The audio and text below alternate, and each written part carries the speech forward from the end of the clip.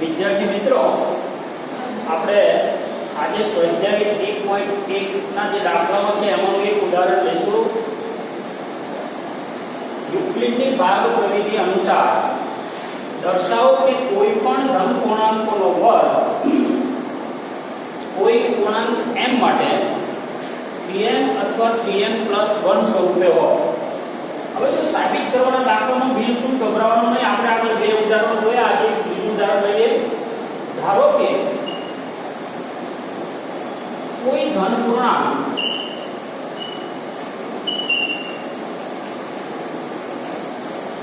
a અને કોઈ પૂર્ણાંક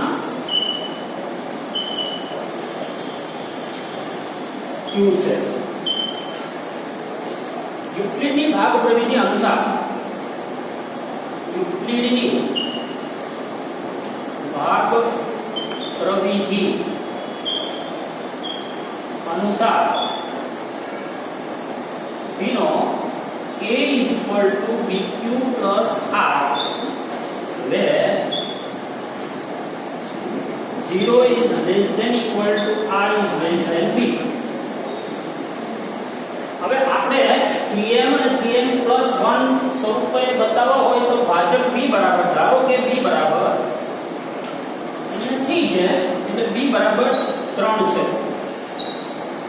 આ સૂત્રમાં આપણે b ની જગ્યાએ 3 લખીએ તો a બરાબર 3q+1 જ્યાં 0 less than equal to r is less than b. b આપણે કેટલા લીધા? 3. જુઓ મિત્રો, 0 less than equal to r is less than 3 એનો એવો ધરો કે r ની કિંમતો r બરાબર 0 1 2 3 નો ઓર ઇક્વલ ટુ નથી એટલે 3 આવશે નહીં. એટલે આ બરાબર આવશે 0 1 અને 2. હવે આપણે a શોધીએ.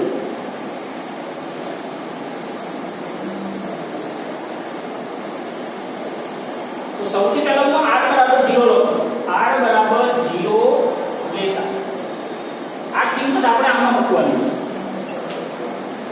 a બરાબર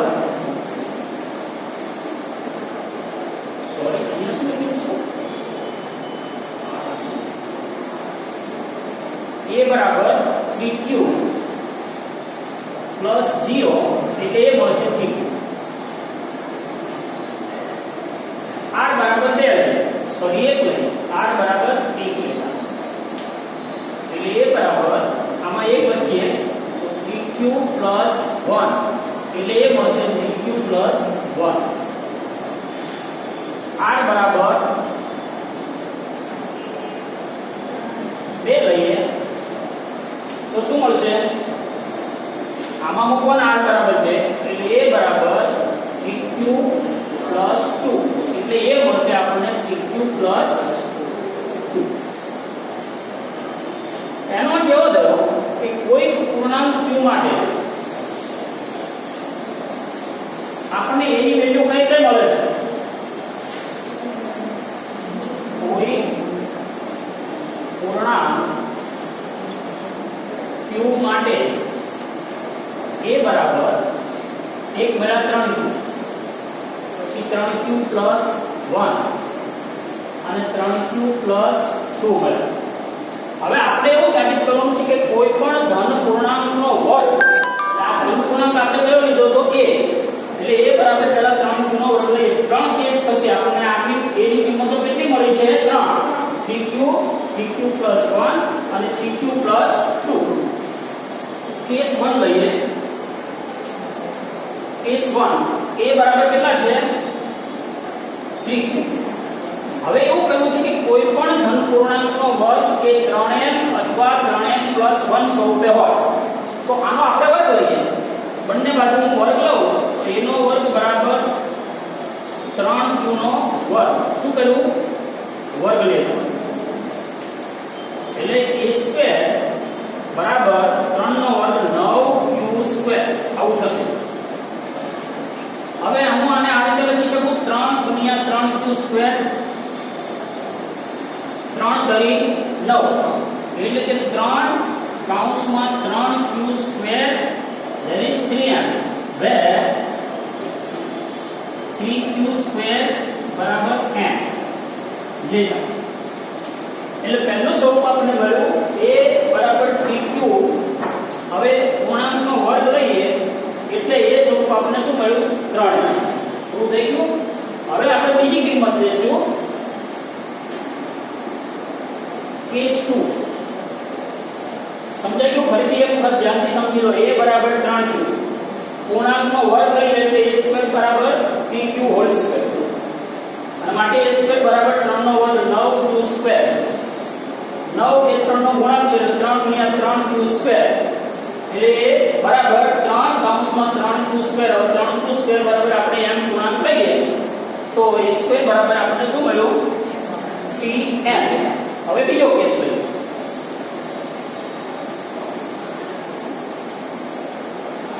કેસ 2. a બરાબર હવે લેશું બીજું 3q + 1. હવે બંને બાજુ વર્ગ લઈએ એટલે a નો વર્ગ બરાબર 3q + 1 હોલ વર્ગ બરાબર છે. હોલ સ્ક્વેર નું આપણે a + b નું વિસ્તરણ કરીએ છીએ આ રીતે. a + b હોલ સ્ક્વેર નું વિસ્તરણ થાય આપણે જાણીએ છીએ a નો વર્ગ વત્તા 2ab વત્તા b². આ સૂત્રનો પ્રયોગ અહીંયા કરીએ તો આપણને શું મળે 3 × 9q² વત્તા 3 × 6 = 6q વત્તા 1 મળે. હવે પહેલા બે પદોમાંથી 3 કોમન નીકળે છે. જુઓ પહેલા બંને પદોમાંથી એટલે આપણે 3 કોમન લઈએ તો અંદર વધશે 3 × 9 3q² વત્તા 3 × 6 એટલે 2q વત્તા 1. હવે આના બરાબર આપણે m લઈ લઈએ એટલે આપણે સ્વરૂપ મળશે 3m + 1 જ્યાં 3q² + 2q બરાબર m. એટલે બીજા કેસ a બરાબર 3q + 1 માટે જ્યારે આપણે વર્ગ લઈએ ત્યારે a નો વર્ગ બરાબર 3q + 1 હોલ સ્ક્વેર. સાદું પાડે વિસ્તરણ કરીએ તો 9q² + 6q + 1. પહેલા બે પદોમાંથી આપણે 3 કોમન લઈએ એટલે કૌંસની અંદર વચ્ચે 3q નો વર્ગ વત્તા 2q + 1. હવે 3q² + 2q બરાબર આપણે m ધારી લઈએ તો a² આપણને મળશે 3m + 1. આપણે જે સાબિત કરવાનું છે આપણે આગળ જોયું એવું પ્રૂવ કરવાનું હતું કે કોઈ પણ ધન પૂર્ણાંકનો વર્ગ એ 3m અથવા 3m + 1 સ્વરૂપે હોય જે આપણું સ્વરૂપ મળી ગયું. હજી એક કેસ છે ત્રીજો કેસ છે 3q + 2 બરાબર. તો હવે અહીંયા આપણે કેસ લઈશું 3. ત્રીજા કેસ માટે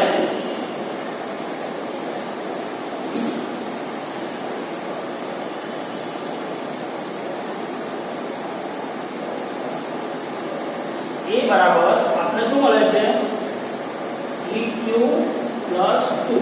હવે બંને બાજુ વર્ગ લઈએ એટલે a હોલ સ્ક્વેર બરાબર 3q + 2 હોલ સ્ક્વેર બરાબર. હવે આ હોલ સ્ક્વેર નું વિસ્તરણ કરીએ એટલે 3 ×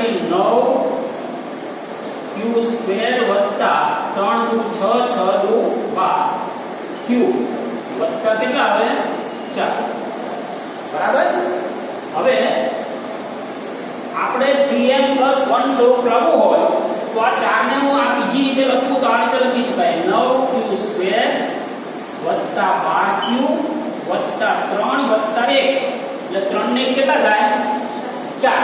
હવે આ પહેલા 3 પદોમાંથી આપણે 3 કોમન લઈ લઈએ. જુઓ એટલે શું થશે 3 × 3 × 9q² વત્તા 4q વત્તા 1 સોરી અહીંયા કેટલા 3 × 9 એટલે 3q² આવશે. 3 × 9q², 3 ચોક 12q અને 3 એકા 3 વત્તા 1. હવે આટલાની જગ્યાએ આપણે m ધારી લઈએ નવો પૂર્ણાંક તો 3m + 1 જ્યાં m 3q² plus 4q plus 1 બરાબર n. એટલે જુઓ ત્રીજા કેસ માટે a બરાબર પૂર્ણાંક ધન પૂર્ણાંક હતો 3q પ્લસ 2 વર્ગ લઈએ બંને બાજુ એટલે a² બરાબર આપણને શું મળે છે 3q પ્લસ 2 હોલ સ્ક્વેર એટલે કે 9q² વત્તા 12q વત્તા 4. હવે આ 4 ને આપણે બીજી રીતે લખવો હોય તો 3 વત્તા 1 લખી શકાય. 9q² વત્તા 12q વત્તા 3 વત્તા 1. હવે પહેલા ત્રણ પદોમાંથી આપણે 3 સામાન્ય લઈએ કારણ કે કોઈ પણ પૂર્ણાંકનો વર્ગ આપણે 3n+1 સ્વરૂપે બતાવવાનો છે. એટલે આ પહેલા ત્રણેય પદોમાંથી કેટલા કોમન નીકળશે 3. એટલે 3 કૌંસમાં 3 તેરી 9q², 3 ચોક 12q અને 3 એકા 3. પછી આ બધા એક તો છે. હવે 3q² + 4q + 1 બરાબર આપણે એમ ધારી લઈએ તો આપણને સ્વરૂપ મળશે 3n+1. Is it clear? Next હવે આપણે અંકગણિતનું મૂળભૂત પ્રમેય જોઈએ. સ્વાધ્યાય 1.2 પછી શરૂ છે અંકગણિતનો મૂળભૂત પ્રમેય.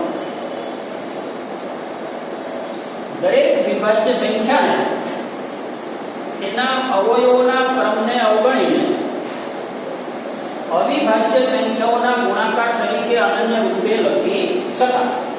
અંકગણિતનું આ મૂળભૂત પ્રમેય છે. હું લખું છું તમે સાથે લખજો. દરેક વિભાજ્ય સંખ્યાને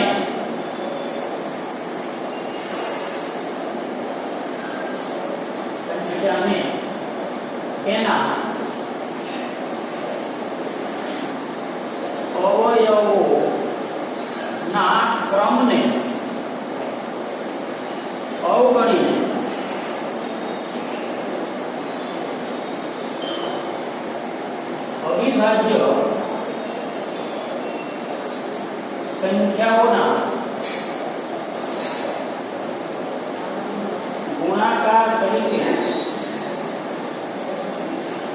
ગુણાકાર તરીકે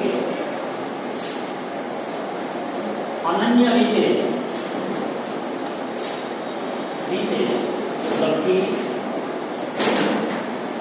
શકાય. આ અંકગણિતનું મૂળભૂત પ્રમેય છે. અંકગણિતનું મૂળભૂત પ્રમેય ફરી એક વખત.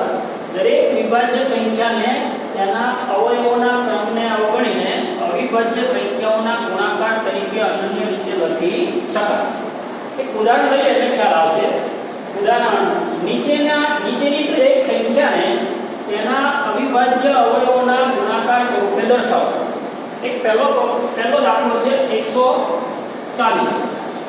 હવે 140 ને આપણે અવિભાજ્ય સંખ્યાના ગુણાકાર તરીકે દર્શાવવા છે. તો સૌથી પહેલા અવિભાજ્ય સંખ્યામાં કેટલી આવે 2. અને 2 વડે ભાગીએ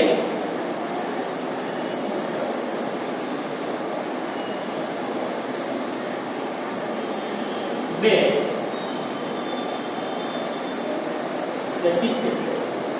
140 છે એના અવિભાજ્ય અવયવ પાડવાના. 2 ભાગ કરીએ જે આપણે પ્રાથમિકમાં બતાવી દઈએ 2 7 × 14 એટલે 70.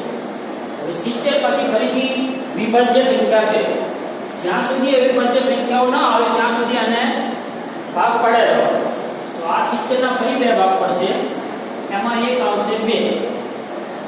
35 × 70 એટલે 35. હવે 35 ના અવયવ પાડવાના અવિભાજ્ય અવયવ. 5 ભાગ ચાલશે. એકમનો અંક 5 હોય એટલે 5 ભાગ ચાલે. 5 + 35. બીજો ભાગ આવશે 7. બરાબર. આમ 140 બરાબર એક આવશે 2 કેટલા વખત છે 2 વખત. એટલે 2 નો વર્ગ ગુણ્યા 5 ગુણ્યા 7. એક ખાત લખો તો ચાલે, ન લખો તો પણ ચાલે. બસ આને આપણે અવિભાજ્ય અવયવોના ગુણાકાર સ્વરૂપે દર્શાવ્યા કહેવાય. સેમ રીતે 3825 છે. એને આપણે અવિભાજ્ય સંખ્યાઓના અથવા તો અવયવોના ગુણાકાર સ્વરૂપે દર્શાવવા તો સેમ રીતે જવાબ. બરાબર. હું આગળનું ચેકિંગ આપું એટલે આપણે સ્પેસની તકલીફ ન હોય.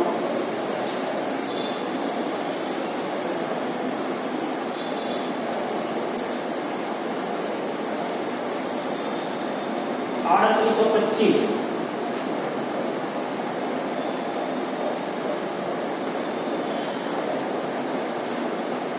અહીંયા એકમનો અંક બેકી સંખ્યા છે નહીં એટલે એને બેથી ભાગ ચાલશે નહીં. હવે બે પછી અવિભાજ્ય સંખ્યા આવશે 3. ત્રણે ભાગ ચાલે કે કેમ એ નક્કી કરવું હોય તો આ અંકોનો સરવાળો કરવાનો.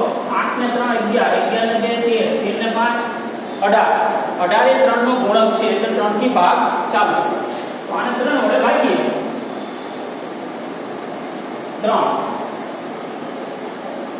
3 થી ભાગ કરો તો 3 એકા 3, 3 દુ 6, 2 વધ્યા 3 સત્તા 21, 3 પંચા 15 એટલે 1275 આવશે. હવે આને 3 ભાગ ચાલે છે કેમ એ જોવા હોય તો પાછા અંકોનો સરવાળો કરો. 5 ને 7 12, 12 ને 2 14, 14 ને 1 એ પણ 3 નો ગુણક છે એટલે આને પણ 3 થી ભાગ ચાલે. એટલે આને ફરીથી ફેક્ટર પડશે 1 3 અને 3 ભાગ કરો એટલે 3 ચોક 12 બરાબર. 3 દુ 6 અને 3 પંચા 15 એટલે 425 આવશે. ત્યાર પછી આના અંકોનો સરવાળો કરીએ એટલે 4 ને 6 ને 5 11, 11 એ 3 નો ગુણક નથી એટલે 3 થી ભાગ ચાલે. હવે 3 પછીની અવિભાજ્ય સંખ્યા આવે 5. જો એકમનો 5 અથવા 0 હોય તો 5 થી ભાગ ચાલે એટલે આ સંખ્યાને 5 વડે ભાગ ચાલશે એટલે એક હોય મળશે 5.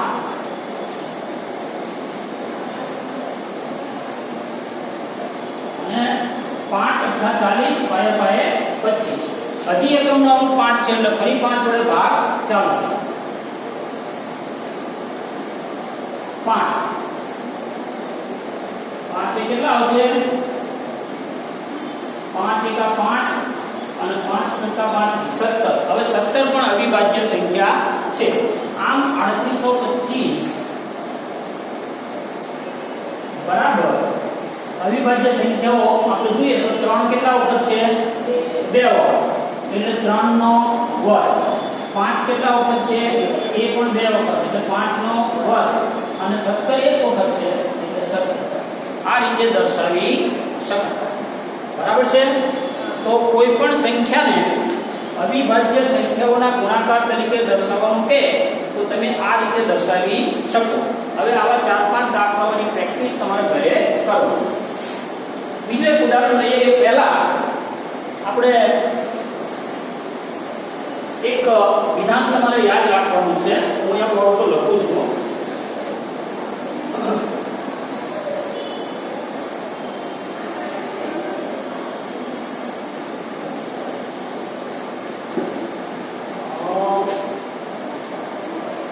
યાદ રાખો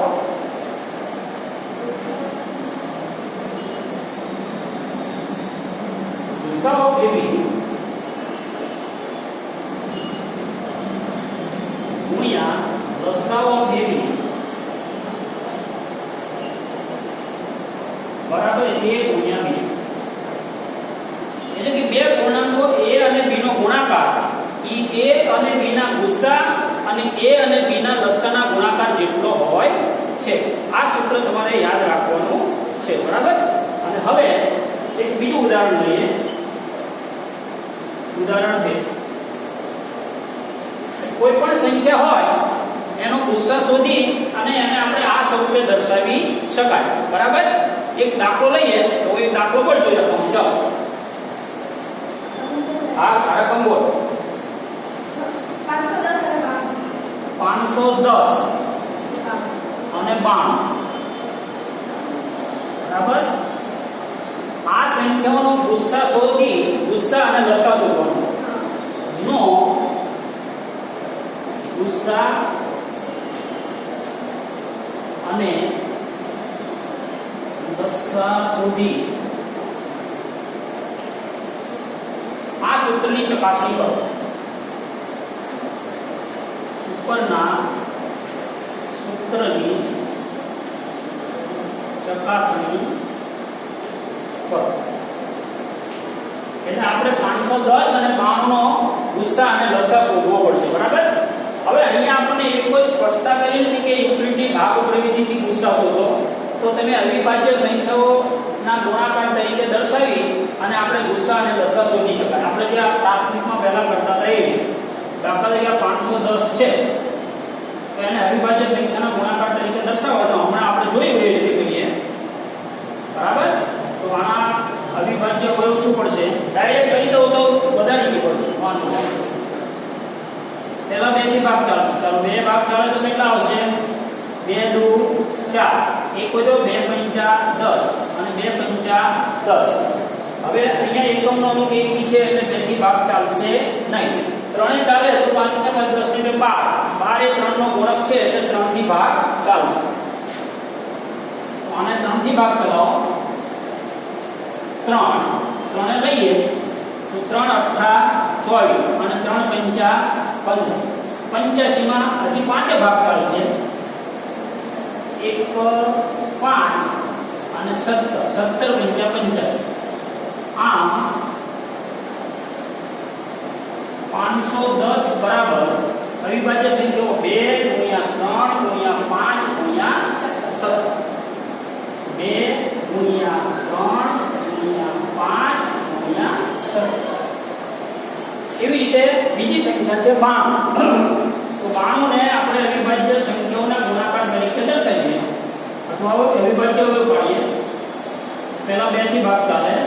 2 ભાગ ચલાવો તો 2 6 8 અને 2 6 12. 46 દુ 12. હજી બીજી સંખ્યા છે એટલે ફરી 2 થી ભાગ ચાલશે. 2 પછી કેટલા આવશે? 23.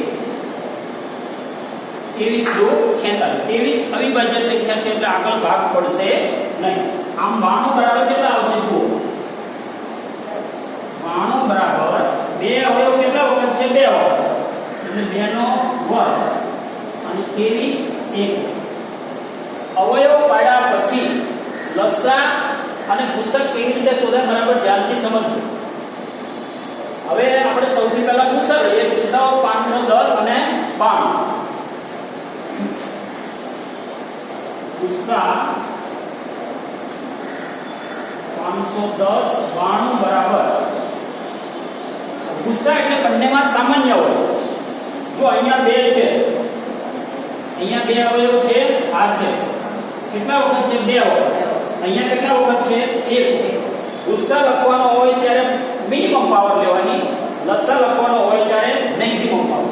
તો અહીંયા 2 કેટલા વખત લખીશું? 1. પછી 3 અવયવ અહીંયા છે પણ અહીંયા નહીં લખો. 5 છે પણ અહીંયા નથી એટલે નહીં. 17 છે અહીંયા નથી. બંનેમાં હોય એવો અવયવ જ એનો ગુસા ગણાય. તો 510 અને 92 નો ગુસા કેટલો મળશે આપણને? 2. આગળ મળતો નથી.